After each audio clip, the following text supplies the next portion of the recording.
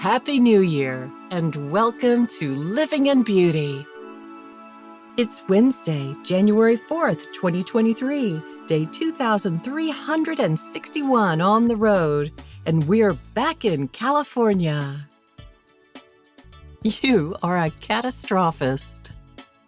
Ruth, my editor friend, wearing a "I am silently correcting your grammar" t-shirt, captured and labeled me with the benign efficiency of a seasoned naturalist before tightening the lid on a killing jar. She's good. Touché. Shoe fits. Call 'em like you see 'em. I accept the characterization. In fact, it's my favorite emoji. Thanks to the Greeks, there's a word for a tragic turn of events. Catastrophe. Catastrophic. Catastrophist. Funny how the tongue needs a grab bar to say the word. Sounds like a saber-toothed tiger devouring prey. Looks like a rusty fishhook stuck in a wooden dock, thirsty for a bare foot.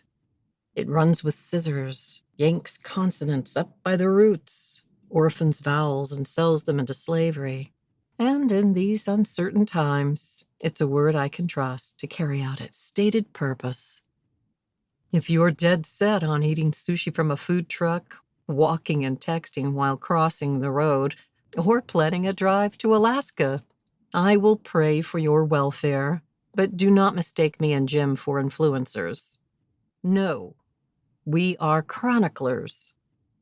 Jim and I love our lifestyle, but we do not peddle it. If, on occasion, the joy is piled on a bit thick, that's because, as a true blue catastrophist, I deeply sense that every day we awaken intact on this boiling cauldron of a planet, we are experiencing a bona fide miracle. It would be a pity not to savor every second. Jim, though he listens to my concerns, actually believes good things are supposed to happen. Like the starry-eyed pioneers of old as they prepared for the journey west. Jim plans for the best, but he also gears up for every catastrophe I can imagine. He prays I'm wrong, I pray he's right. We've found balance. But writing this blog is my job. So, prepare to be terrified of driving to Alaska. At Dawson City, Yukon, we boarded the George Black Ferry to cross the swelling, raging Klondike River on a glorified raft during a downpour. I reined in my tongue, keeping thoughts to myself. I knew what he was thinking. It's free, safe, government-approved transportation, so okay, let's do this. What could happen? And he knew what I was thinking. So this is how it ends. Once again, the miracle of human technology won the day, and I was thrilled that we will never, ever do this again. Now we entered the recently opened and deceptively named Top of the World Highway, which makes it sound both like a highway and a joyride. Top of the World Highway connects to the Taylor Highway and our first Alaska destination, Chicken. No joke. Population 12 or 7, depending on the time of year and who you're asking. Chicken is to pie as pie is to chicken. We heard that chicken has pie, and we were holding on to that image because every scrap of research warned us this would be a rugged drive. So, while overlanding to Alaska, I learned that I can be bought with pie.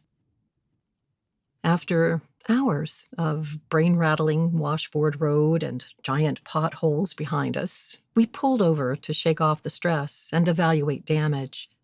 Thus far, we hadn't seen another vehicle on the highway. All good, we prepared to move. Then, a truck passed, skidding sideways in the mud, just clearing us before fishtailing up the hill. I repeated my silent prayer. Chicken and pie, only 110 miles. Dear God, please, oh please, I am a mother and a daughter, a sister and a friend. Don't let us be a cautionary tale. Just get us, without incident, to chicken and hot, delicious pie. On a sunny day, the top of the World Highway would dazzle us with spectacular views of the valleys and rivers below. But in wet conditions, we were forced to focus on the slippery as snake shit dirt road.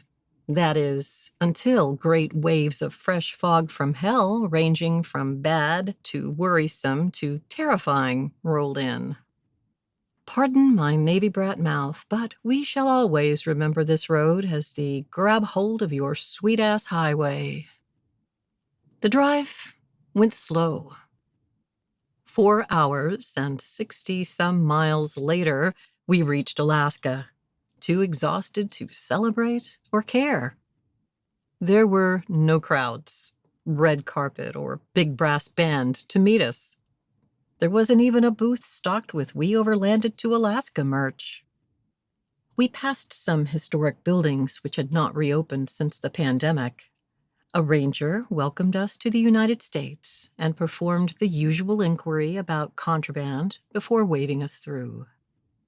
We stretched our legs, took the woohoo we made it pick, and scrounged up a bite of yummy lunch from our Alaska power pantry. Well-nourished and a bit rested, we gathered strength for the final 42-mile stretch to chicken. This should be easy. The smooth, newly paved road beneath the tires felt unfamiliar and totally out of context, like pearls before moose. Then, almost instantly, the thrill was gone. Fog obscured our vision. Jim slowed the beast to a crawl as we rounded a curve and spotted a moose and a herd of caribou running uphill. And, wow, if we had not lowered our speed at that precise moment, we might have crashed into a young man waiting for help beside his disabled vehicle. He said he'd stopped as a herd of caribou crossed the highway, but a few stragglers caught him off guard, causing him to skid and roll into the ditch. He was okay, but his car was totaled. We were 3 hours from the nearest town offering towing services, and of course, there was no cell signal. Jim used our inReach emergency satellite system to call for help. Our position, on a downhill curve with no shoulder, was incredibly unsafe in the fog. Fortunately, there was little traffic. We spent an hour there texting details to secure emergency services, and during that time, only one other vehicle, a motorhome, slowly passed. Then, as we waited for a confirmation text that roadside assistance was en route, a truck screeched around the curve, stopping just a few inches short of slamming into all three of us. We had to get out of there.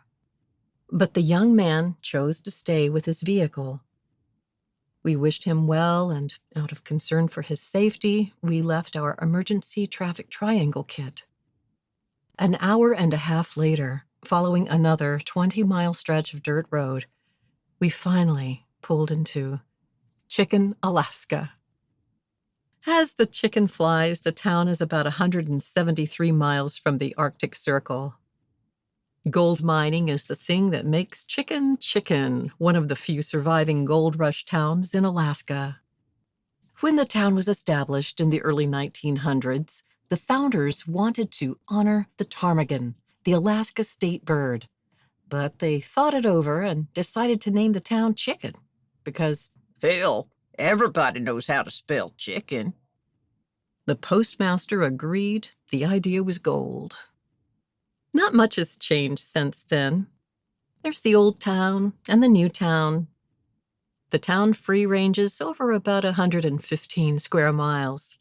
There's the cafe, gift shop, gas station, a roadside motel, RV park, general store. They have a suspension bridge, and a very cool miner's cabin, and a bandstand. Chicken is an off-the-beaten-path international destination, drawing flocks of tourists who like to scratch in the dirt for gold and do the chicken dance at the annual Chicken Stock Music Festival. They even have an airport. During the pandemic, Jack in the Box gifted Chicken $10,000 to help the town weather the pandemic. Interesting. That sum is chicken feed for a huge corporation, but it's just about right for a Hawaii getaway for 7 to 12 people. The homemade pie at the Chicken Creek Cafe is famous in these parts. The classic breakfast and reindeer stew were not small comforts, considering how deep in the tundra this place is. Our first made-in-Alaska brews were top-notch, and they soothed the sciatica pain brought on by the frost heaves. The ceiling of the saloon is festooned with thousands of panties donated to the Panty Cannon. It's a tradition for road warriors with dead butt syndrome to celebrate their Alaska arrival by blowing up their underwear. Chicken Creek Saloon is the Sistine Chapel of grunge bars, and we've seen a few. With no Wi-Fi or cell signals, the music is entirely classic vinyl. Boom! And yes, there is pie. An endless counter of perfectly crusted, rewarding pie. And there's plenty of chickens. There's Don Quixote chicken, the world-famous eggy chicken. The photobombing chickens are unavoidable. All my picks got clucked up. A chicken overnight rest was on the schedule, but parked there beside the saloon and the cafe, we just felt like, hey, what's the rush? After all, the next stop is Tok, to wash the rig. Maybe we should just leave the rig and walk over to the airport and fly to Hawaii.